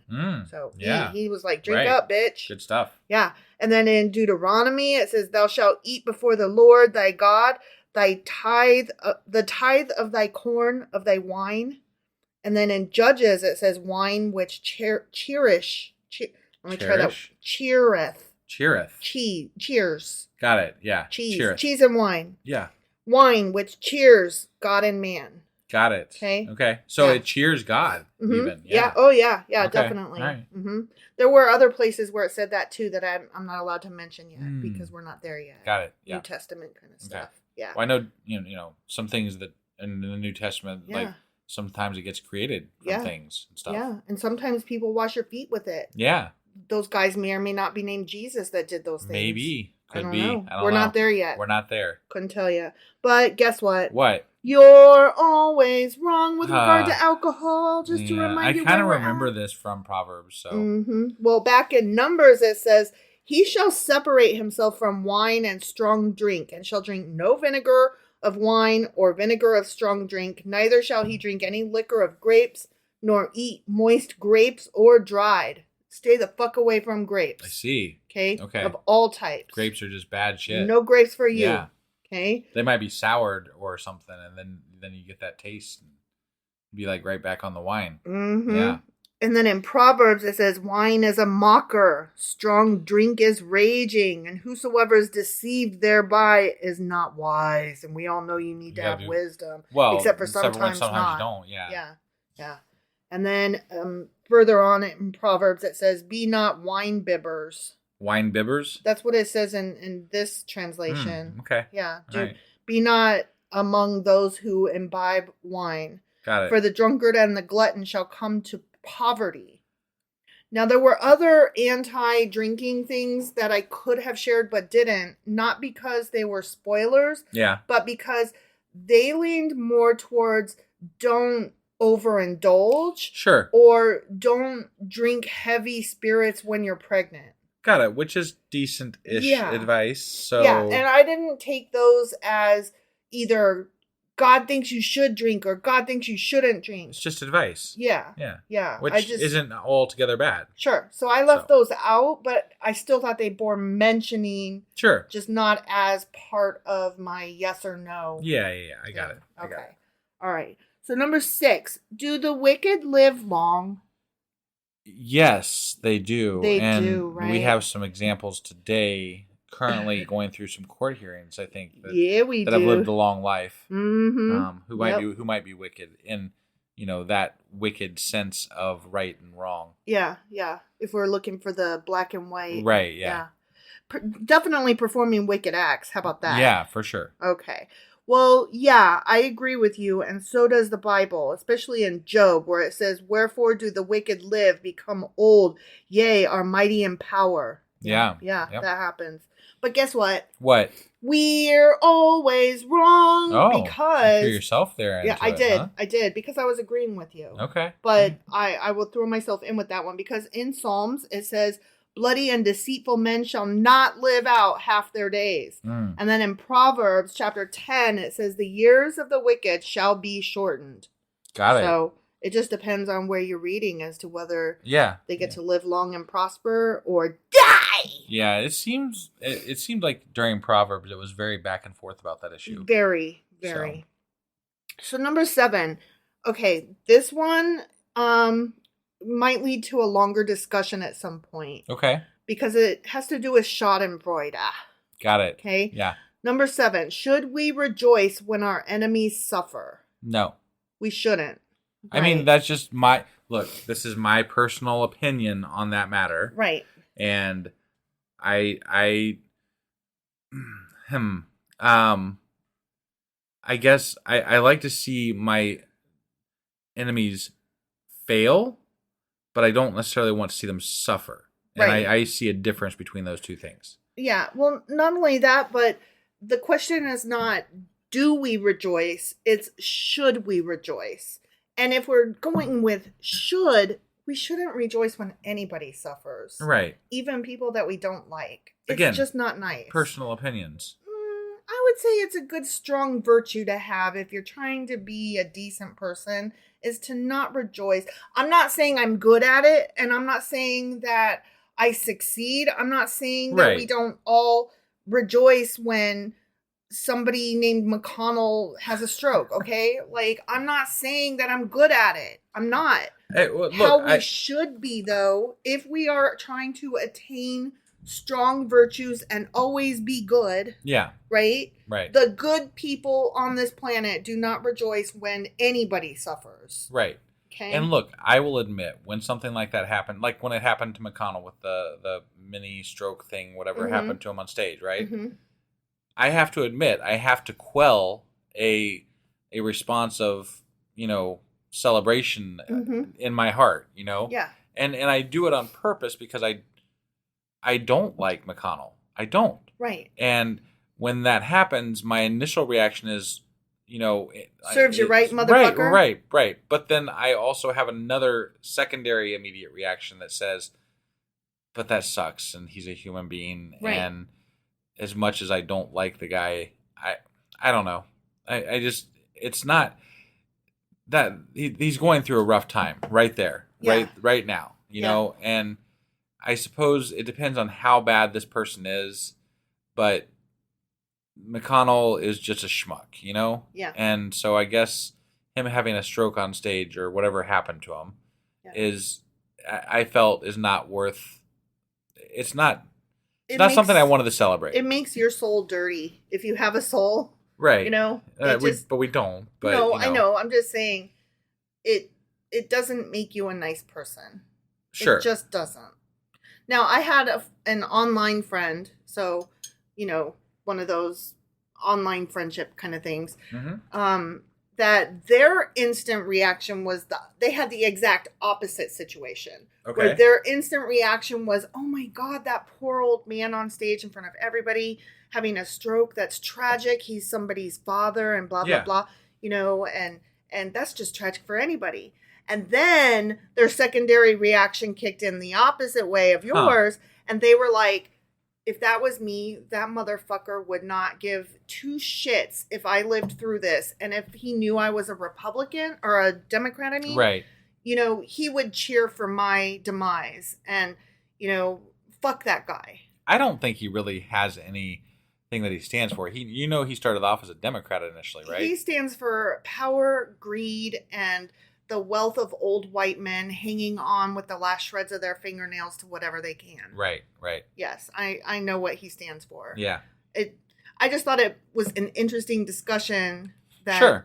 No, Schadenfreude is, it's always an interesting discussion because it's going against, like, no matter which way you go with it, some part of it goes against your nature. Like, we do empathize with people, so we do care about people's well-being, but we also do not like certain people, and we don't like the things they're doing, and we want to see them fail. So either way you go with the reaction, you're at some level going against your natural inclinations. Sure.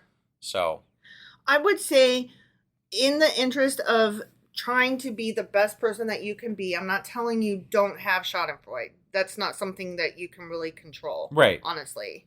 Whatever your first reaction is, it is. I can't control it. Right. Like, it's something that I have initially, but then... What I would say is just be aware of it. Yes. And make note of it. And, talk about it with people. Talk about it with yourself. Ask yourself, is this reaction the reaction that I wish I had in my heart? Right. And I think that's the most important part. I don't judge people that have the joy response, and I don't judge people that don't, but I think if you are willing to question your reaction, then you're on the right path to figuring out what is the actual right reaction for yourself. If there is a right reaction to be had at all. Sure. Yeah. But I think because they go counter to each other, the responses that we might have to those situations, I think it's important to at least examine those responses. Yes. And that's what I was getting at. Sure. But here's what the Bible has to say about it. Okay. So, should we rejoice when our enemies suffer? And we both said, no, you really shouldn't. Right. Yeah. In Proverbs Chapter 24, it says, rejoice not when thy enemy faileth, and let not thine heart be glad when he stumbles. Sure. Sure. And then, but we're always wrong. And I'm not going to sing that because this one is... Because fuck that question. Universally, we're always wrong. Right. In Psalms chapter 58, it says, "The righteous shall rejoice when he seeth the vengeance. He shall wash his feet in the blood of the wicked." Yeah. And that one I remember us having a really hard time with. Right. Well, and I distinctly remember some things from Psalms, actually, that where they were dancing and We're blood gonna and get to shit that. like that. That's some stuff in the next question, actually. Got it. Okay. Yeah, All right. yeah. So the continuation of this conversation. Sure. Number 8, how should we treat our enemies? And I summarize these as either good or bad.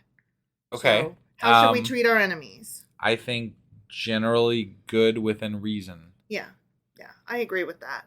So Exodus says, "If thou meet thine enemy's ox or his ass going astray, thou shalt surely bring it back to him again." Don't take it. Don't be a dick. Again, this is, the Bible loves black and white, good and bad, right? It really, that's what I was stipulating before, is that it really depends on how much of an enemy they are. If they have done something, there are certain people I would not return their ox for.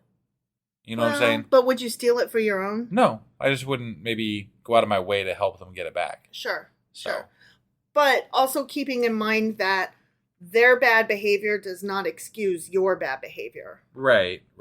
Like, you can't use somebody else's badness as a reason for you to commit a crime or a cruelty. No, I agree with that. I also don't need to help them necessarily. Right. And again, it depends on how much bad that person is to me, Like, if it's just somebody that annoys me, I will still help that person. Right. Like, that's not that there's levels. There's tiers, Exactly. So. Exactly. Again, it has to do with thinking it out and being open to questioning yourself.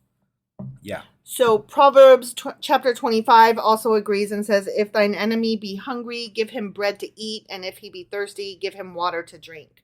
Yeah. And I think that gets into, like, do we torture prisoners? No.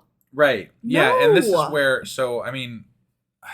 I don't believe in the death penalty, and I don't believe in torture. Right.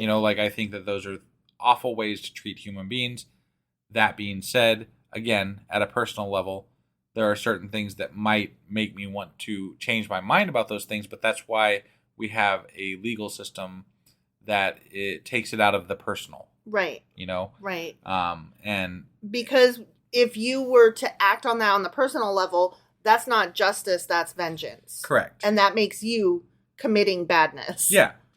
So I think that as much as on a personal level, somebody might want to enact vengeance upon someone, I think it's important to realize that not everybody is always correct on their initial reactions, and that the court process needs to be honored. It needs to be seen through the system, and then even though our system is janky as fuck. Beyond that, the way I look at this too is that I think every life that is alive is precious. I think that every person on this planet, there is some reason to keep them here. And even if that means life in prison, because to me, if somebody did something that warranted the death penalty or life in prison, and they were proven to have done those things, I almost think that's more torture than getting the death penalty. Sure. The death penalty lets you off the hook. You're done. Yeah. That's true. Life in prison, you have to sit there and think about it the rest of your life. Right. And I don't feel like there's any win when it comes to killing somebody who did something wrong. True. So. True. Sorry, I'm going off on a rant. No, that's okay. It doesn't matter anyway, because I'm always wrong. You're always wrong. Yeah. And I have quite a few of these. Okay. So Psalms chapter 35 says, "Let the angel of the Lord persecute them. Let destruction come upon him at unawares." And then Psalm 55 says, "Let death seize upon them and let them go down quick into hell." And then Psalm chapter 58 says, "Break their teeth, O God, in their mouth. Let them be as cut in pieces." Right? God. And here's the one you, quote unquote, liked. Yeah. Psalms chapter 68. Let dogs' tongues lap their blood and That's the dip one. your feet in whatever remains. Yeah. Thy foot may be dipped in the blood of thine enemies, and the tongue of thy dogs in the For same. fuck's sake. Right? That's So crazy. gross. Yeah. Psalm 83. Do unto them as unto the Midianites. They become as dung for the earth. Right? And then Psalm chapter 109. Set thou a wicked man over him, and let Satan stand at his right hand, and let his prayer become sin. Let his days be few, and let another take his office. Let his children be fatherless, and his wife a widow. Damn. Let his children be continually vagabonds and beg. Let there be none to extend mercy unto him, neither let there be any to favor his fatherless children. Damn. Let his posterity be cut off, and in the generation following, let their name be blotted out, meaning, and let their kids be unable to Right. have kids too. Yeah. Let the iniquity of his fathers be remembered with the Lord, and let not the sin of his mother be blotted out. Wow. Right? That was a Like- fucking rant. That was That like, was- fuck you, die, and fuck your kids, and fuck your kids' kids. Right? Fuck Yeah. all of you to hell and back, and then fuck you again. Yeah. Like, Yeah, that was whoa! rough. Yeah. And then last one, Psalm chapter 139. I hate them with perfect hatred. I count them mine enemies. Pooh. Okay, and the last one. This one's a little lighter. Okay. Is it okay to use perfume? No. Fuck no. Don't use perfume, please. I don't know if y'all been listening, but husband fucking hates perfume. Yes. It makes me, I can't breathe. Like I hate it. I know. It's- I know. I- You don't like I- candles. You don't like No. incense. You don't like air spray. You just don't like anything that is unnaturally scented. No. I feel, yeah, no. So the Bible agrees with you. In Exodus chapter 30, it says, As for the perfume which thou shalt make, ye shall not make to yourselves. Mm. It shall be unto thee holy for the Lord. So perfume's for God, not you. The fuck? Right? How does God use it? Well, he uses it however he fucking wants. Okay? Okay. And then in Proverbs, I don't know if you recall this from chapter 7, it was a woman dressed like a prostitute with crafty intent. You know, when the youth is like on the street wondering which way to go, right? Yeah. Right? And you got honey lip vixens, you know, Right. coming at him every which way, trying to get him. They're going to get him. And then Yep. he's going to fall, and then his dick will accidentally fall on him. You know? So I, a woman dressed like a prostitute and with crafty intent, have perfumed my bed with myrrh, aloes, and cinnamon. Oh. And that's her wily ways. She's I going see. to get you with her perfume. I got it. It's Okay, that but guess perfume. what? What? You're always wrong. Oh. You're shit. always wrong. Yeah. Because Proverbs says ointment and perfume rejoice the fucking heart. Wow. Yeah. Okay. Okay. Not And then- mine, but you know. And then in Esther, it says Esther was brought also unto the king's house. Remember, she bathed in this shit for a year. I do, yeah. Now, when every maid's turn was come to go into King Ahasuerus, Pluramedon, Yeah. Brontosaurus. After that, she had been 12 months according to the manner of the women, for so were the days of their purifications accomplished, to wit, 6 months with oil of myrrh and 6 months with sweet odors. Man. Yeah. So they were just basically basted in this shit. Mm-hmm. And It's I crazy. mean, God loved Esther. Right. She was fine as fuck Apparently. and smelled good. I guess. Yeah. Yep. She did not come off like fish. No. I could tell you that Nope. much. Nope. She smelled good. Mm-hmm. Not to me, because I don't like perfume. No, you would have been choking. Right. Yeah. Yeah. I actually would have. I know. I know.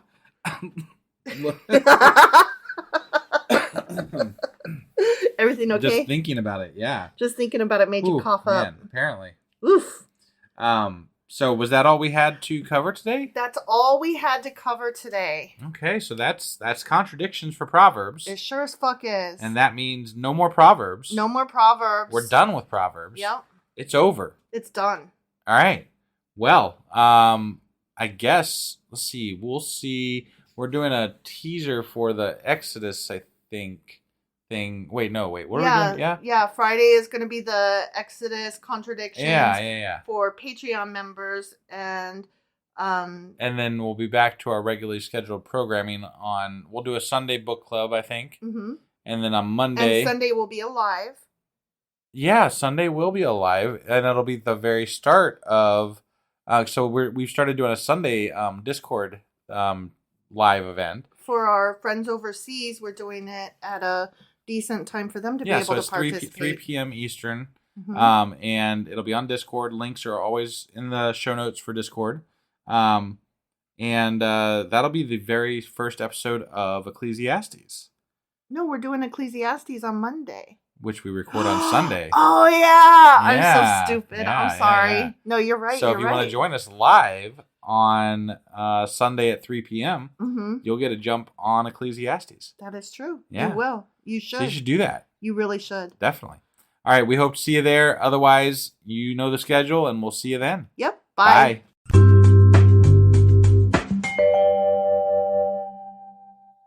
Husband. Wife, What are we doing? we are doing a book club today, I believe. We are doing Sacrilegious Book Club. And it's coming out a bit really late because I am sick. Yeah. So You were dying. yeah, I am Yeah. still not fully well, but I'm Mhm. well enough to be maybe doing a podcast. So Maybe. yeah. Maybe. Yeah. Mhm. All right. So what are we getting into today? Well, I'm just gonna sing for the intro a Are little you? bit, and then I'll tell you when we get into the show. Okay. Okay. I'm So- looking forward. Oh, for this bit right For here. this bit, yeah. Okay. Ready? Yeah. Ready? I'm ready. Okay. 1, 2, 3, 4, 5, 6, 7, 8. Schlemiel, Schlemazel, Haas and Pfeffer Incorporated. We're gonna do it. Give us any chance, we'll take it. Read us any rule, we'll break it. We're gonna make our dreams come true. Doing it our way. Okay. You don't know what that is? Yeah, that's like the oh god. Now I'm drawing a complete blank, but it's the two women that work on the assembly line and and then Yeah. it's an old show. Laverne and Shirley. Laverne and Shirley, yeah. Yep. Good on And- you. Yeah. Okay, go. Okay, so I guess we're getting into this now? Yeah. Okay.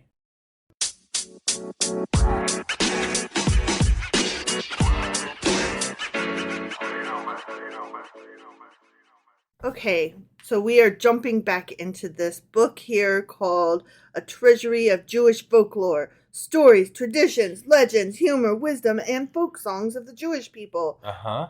Edited by Nathan Ozubel. Yep. And you keep looking at me because I'm you want to waiting know for like what some sort of the an fuck. explanation as to Okay, what's going I'm getting on. there. Yeah. I'm getting there. Okay, so part 1 was Jewish Salt. Part 2 was Heroes. And we are in part 3, the Human Comedy. And we are still in chapter 1, Droll Characters. Uh-huh. And last week we did Schnorrers and Beggars and Fools and Simpletons. And this time we are in Schlemiels Schlemiels and Schlemazels. and Schlemazels. But not Hassenpfeffer Incorporated. Okay. Schlemiel, Schlemazel. Okay. Now do you get it? Yeah. Yeah, as soon as I heard those words or saw them in the book, I was like, hold on a second. I see. Yeah. I see. I was Okay. like, I'm fairly certain that's the beginning of... And now we've just lost anybody that's not like on their deathbed. What? It's such an old show. Well, oh, I see what you're Laverne saying. and Shirley. Okay. Come on. I mean, I only ever saw it in reruns. Like, Yeah. I never saw it the first time Right. through. No, that's what I'm saying. It was old when we were kids. Yeah, So- and they don't do reruns anymore. Right. of Yeah. I mean, TV. that's not entirely true. What I mean is, kids don't watch reruns of TV. Right, especially if they're black and white or whatever. It wasn't black and white. The They fuck? weren't? Oh. No. Oh, I say vaguely, I thought they were black and white. No, and it was a offshoot of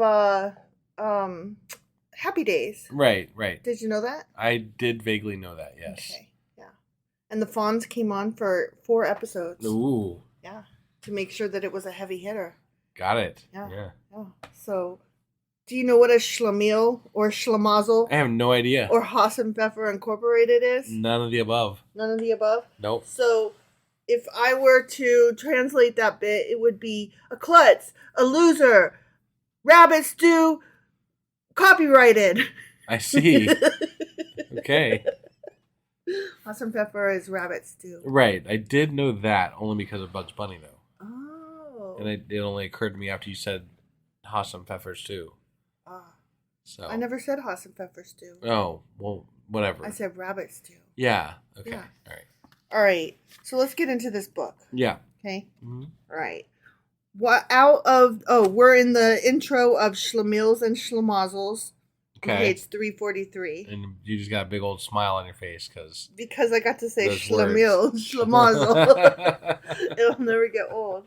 Look, you guys, I never got to watch Laverne and Shirley except through reruns when my parents weren't around. They weren't like real big fans of the show. Got it. And I've watched a few episodes. Well, women working probably, went against their I was gonna say social mores. Well, I have watched a few episodes since then, and oh my god, that show is hilarious. Yeah. It's really good. Yeah. So it's no wonder my parents didn't like it. Yeah. Okay.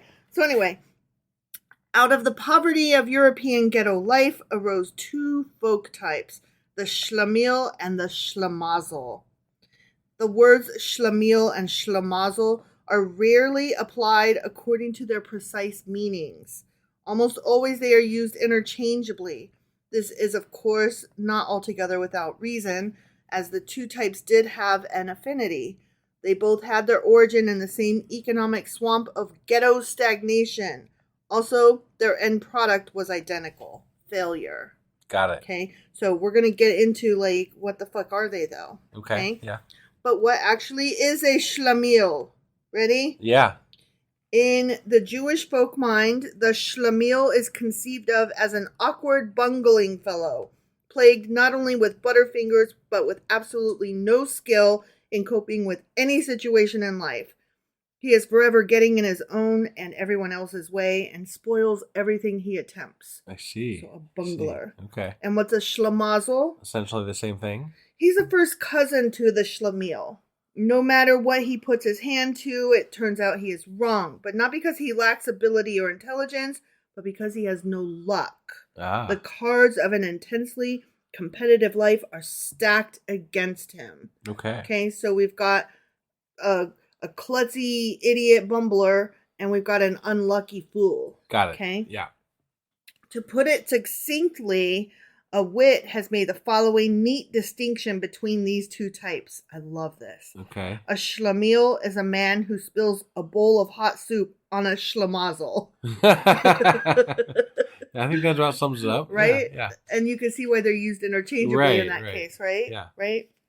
And then with regard to Schlemazel, the poet Abraham ibn Ezra wrote, "If I sold shrouds, no one would die. If I sold lamps, then in the sky, the sun for spite would shine by night."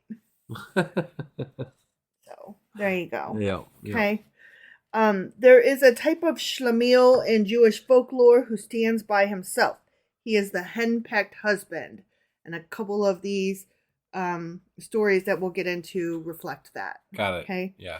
Because there are so many Schlemiels in Jewish life, there was naturally a superfluidity of henpecked husbands, meaning lots and lots of.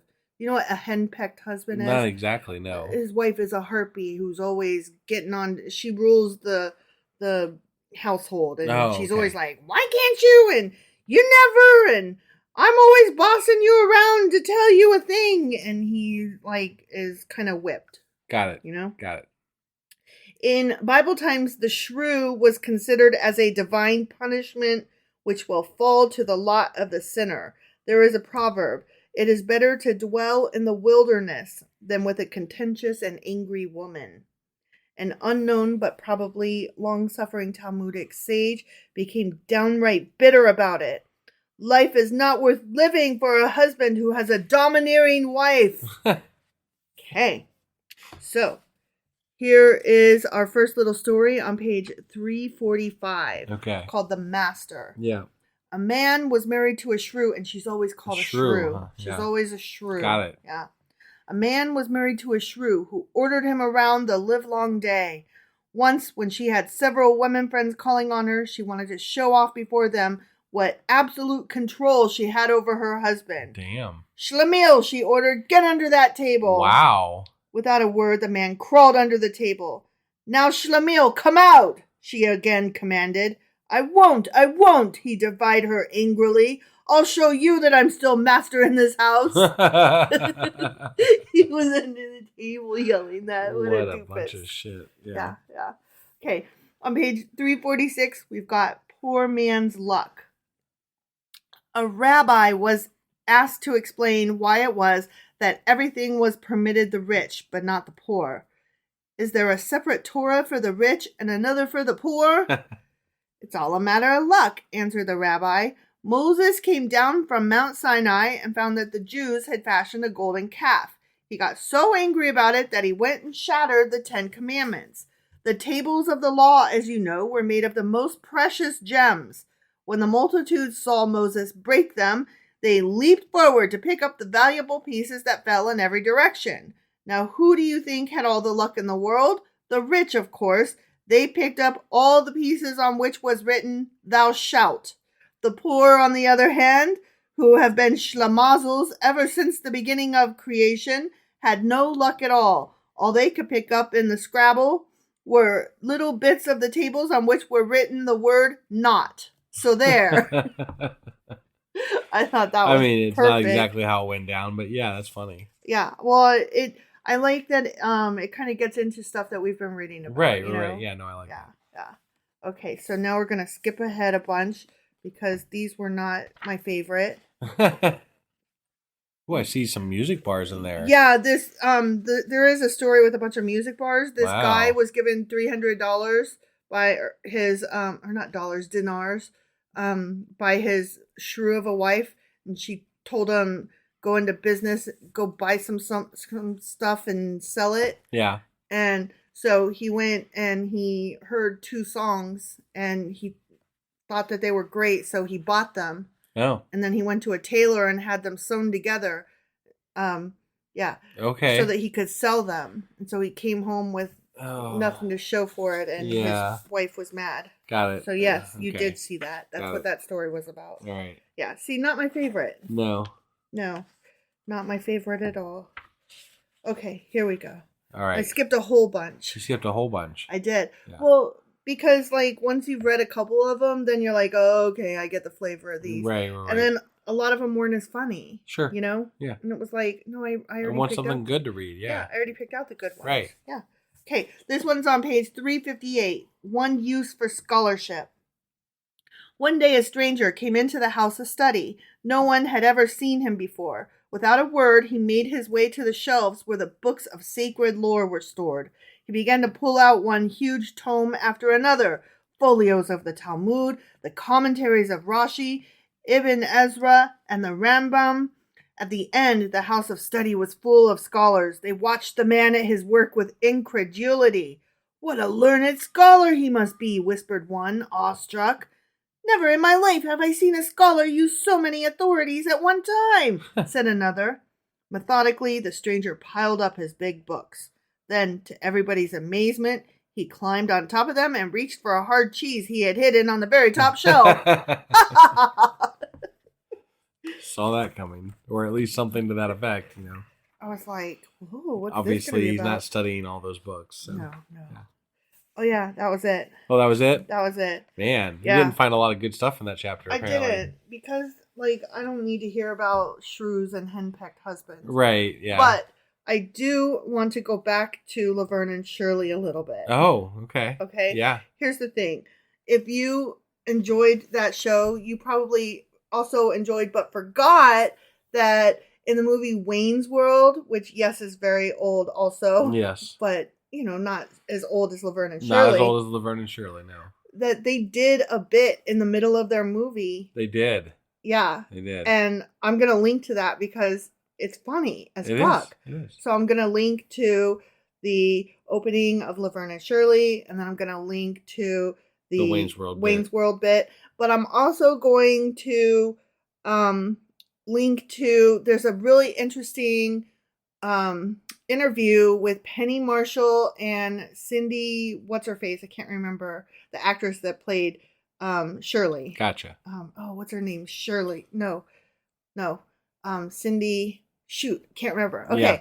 Anyway, it's a really interesting interview between the two of them where they talk about how they came up with that theme song for the show. Okay. And they basically couldn't think of anything to do.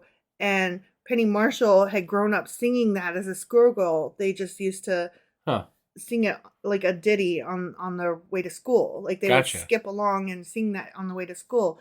And so the director, who was it? Rob Marshall? I don't know. Penny Marshall's husband. You know, the director, somebody Marshall. Okay.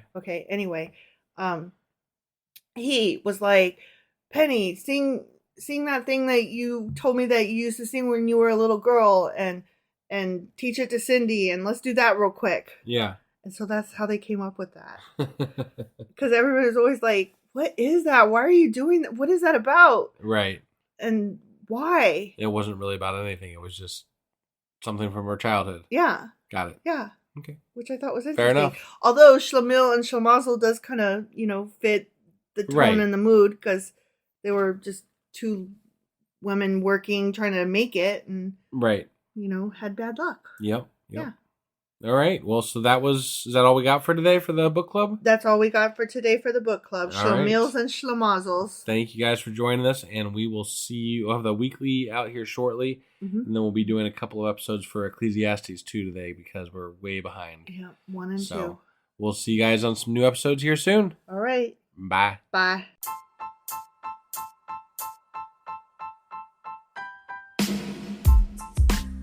Hey, wife, I guess that's the end?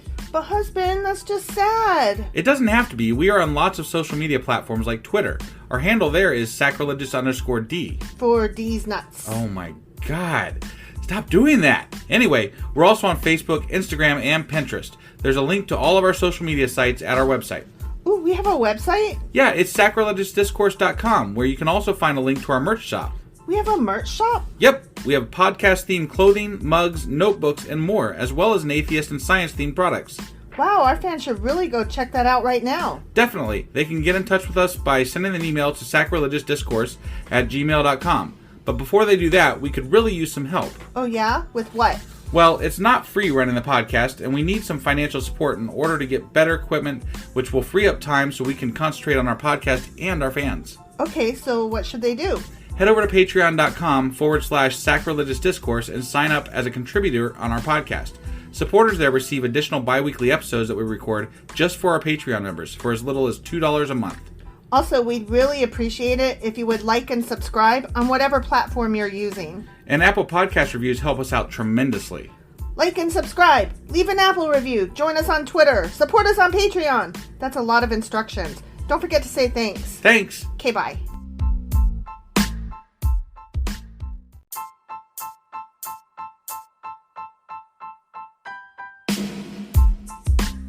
Hey, wife, I guess that's the end? But husband, that's just sad. It doesn't have to be. We are on lots of social media platforms like Twitter. Our handle there is sacrilegious_D. For D's nuts. Oh my God. Stop doing that. Anyway, we're also on Facebook, Instagram, and Pinterest. There's a link to all of our social media sites at our website. Ooh, we have a website? Yeah, it's sacrilegiousdiscourse.com, where you can also find a link to our merch shop. We have a merch shop? Yep, we have podcast-themed clothing, mugs, notebooks, and more, as well as an atheist and science-themed products. Wow, our fans should really go check that out right now. Definitely. They can get in touch with us by sending an email to sacrilegiousdiscourse@gmail.com. But before they do that, we could really use some help. Oh yeah? With what? Well, it's not free running the podcast, and we need some financial support in order to get better equipment, which will free up time so we can concentrate on our podcast and our fans. Okay, so what should they do? Head over to patreon.com/sacrilegious discourse and sign up as a contributor on our podcast. Supporters there receive additional bi-weekly episodes that we record just for our Patreon members for as little as $2 a month. Also, we'd really appreciate it if you would like and subscribe on whatever platform you're using. And Apple Podcast reviews help us out tremendously. Like and subscribe. Leave an Apple review. Join us on Twitter. Support us on Patreon. That's a lot of instructions. Don't forget to say thanks. Thanks. Okay, bye.